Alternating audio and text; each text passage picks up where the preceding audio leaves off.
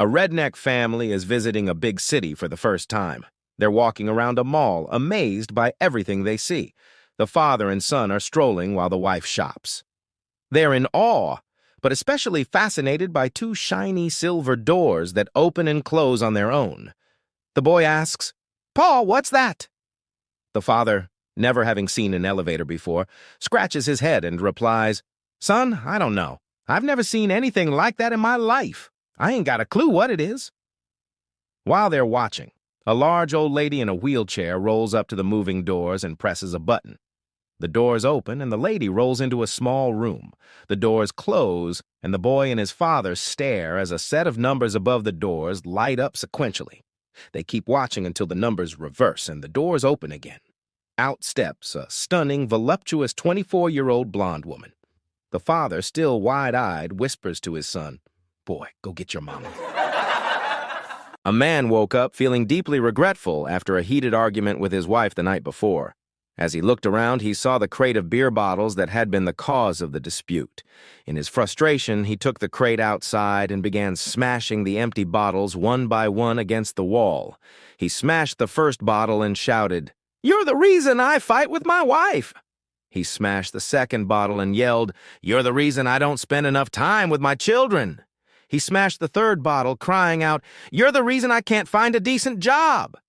Then, when he reached for the fourth bottle, he realized it was still sealed and full. He paused for a moment, looked at it, and said, "You stand aside. I know you weren't involved." A pastor's wife was expecting another child, so he stood before his congregation and requested a pay raise. After much discussion, the church leaders agreed that whenever the pastor's family expanded, so would his salary. However, after 6 children, the cost was starting to add up, so the congregation decided to hold another meeting to discuss the preacher's growing pay. After an hour of heated debates and disagreements about how much his children were costing the church, the pastor finally stood up and said, "Children are a gift from God, and we will accept as many gifts as He gives us." Silence fell over the room. In the back pew, an elderly lady struggled to her feet and in a frail voice said, "Rain is also a gift from God. But when we get too much of it, we wear raincoats." The congregation erupted in agreement. "Amen." An extremely modest man was in the hospital for a series of tests, the last of which left his stomach in turmoil. After a few false alarm trips to the bathroom, he decided the latest episode was just another and stayed in bed. But suddenly he couldn't hold it anymore and soiled the bed in a moment of complete embarrassment. In a panic, he jumped out of bed, grabbed the sheets, and threw them out the window. A drunk walking by the hospital got hit by the sheets as they fell. He started yelling, cursing, and flailing around trying to get whatever it was off him. In the end, he was left standing with the sheets tangled at his feet. A security guard who had watched the whole scene from a distance walked up, barely able to contain his laughter, and asked, "What the heck just happened here?" The drunk, still staring at the sheets, replied, "I think I just beat the crap out of a ghost." Ma and Pa, 2 old hillbillies, lived on a farm up in the hills. One day, Pa discovers that the hole under their outhouse is full. He goes inside and tells Ma, "I don't know what to do to empty it." Ma says, "Why don't you ask that young'un down the road? He's a college grad, must know what to do." Pa drives down to the neighbor's house and asks the young man, "Mr. College grad, my outhouse hole is full, and I don't know how to empty it." The young man says, "Get 2 sticks of dynamite, one with a short fuse and one with a long fuse. Put them under the outhouse, light them both at the same time. The first one will lift the outhouse into the air, and while it's up, the second one will explode, spreading the waste all over your farm. Then, the outhouse will come back down right where it was." Pa thanks him and buys the dynamite at the store. He sets everything up and lights the fuses, then runs behind a tree. Suddenly, Ma runs out of the house and into the outhouse. The first stick of dynamite goes off, sending the outhouse flying. Boom! The second stick explodes, sending poop flying all over the farm. Then wham! The outhouse crashes back down on the hole. Pa runs to the outhouse, throws open the door, and asks, "Ma, are you all right?"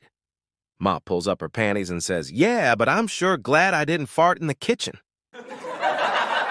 A man walks into a bar clearly drunk and staggers up to the bar. He belches and asks the bartender for a drink. The bartender politely refuses, saying the man has had enough and offers to call a cab. The man scoffs, grumbles, and stumbles out. A few minutes later, the same drunk enters through the side door, walks up to the bar, and orders another drink. The bartender refuses again, offering to call a cab. The drunk curses, shakes his head, and leaves. A few minutes after that, the drunk bursts in through the back door, orders a drink, and is once again told he's too drunk to be served. The bartender offers to call a cab or the police. The drunk, stunned and in despair, asks, "Man, how many bars do you work at?"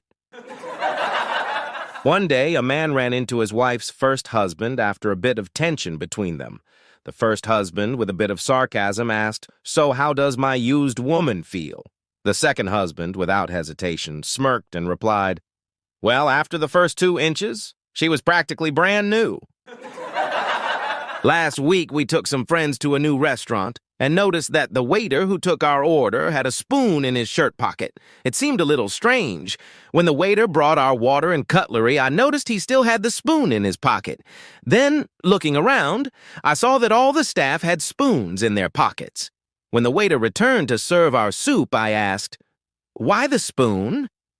"Well," he explained, "the restaurant's owners hired Anderson Consulting to improve our processes.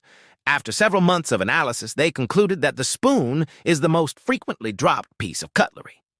On average, we lose about 3 spoons per table, per hour. If our staff is better prepared, we can reduce trips back to the kitchen and save 15 man-hours per shift. As luck would have it, I dropped my spoon, and he was able to replace it with his spare. Oh, I'll get another next time I go to the kitchen, instead of making an extra trip right now." I was impressed. But then I noticed a string hanging from the waiter's zipper. Looking around, I saw that all the waiters had the same string hanging from their flies. Before he walked off, I asked, "Excuse me, but can you tell me why you have that string there?" "Oh, certainly," he said, lowering his voice. "Not everyone notices. That consulting firm also found that we could save time in the restroom by tying this string to... Well, you know, we can pull it out without touching it, eliminating the need to wash our hands, which shortens our time spent in the restroom by 76.39%. I asked, "After you get it out, how do you put it back?"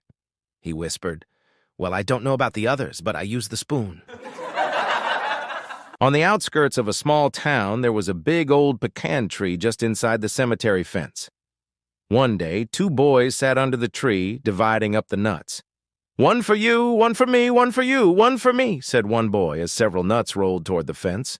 A boy on a bicycle rode by and heard the voices. He slowed down, convinced he heard something supernatural.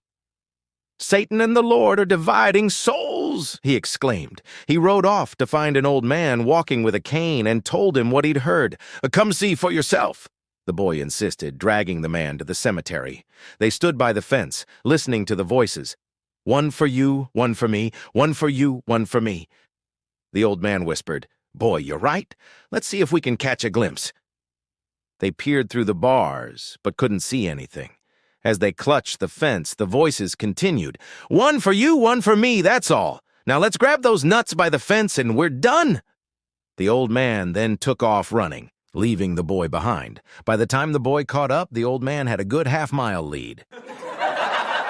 A bat taught his 3 children how to suck blood and then sent them out to test their new skills. The first one returns with blood on his mouth and says, "Dad, do you see that cow?" "Yes, I do, son. I sucked its blood." The second one comes back even more bloodied and says, "Dad, do you see that horse?" "Yes, I do, son. I sucked its blood." Finally, the third one returns covered in blood and says, "Dad, do you see that wall?" "Yes, I do, son. I didn't."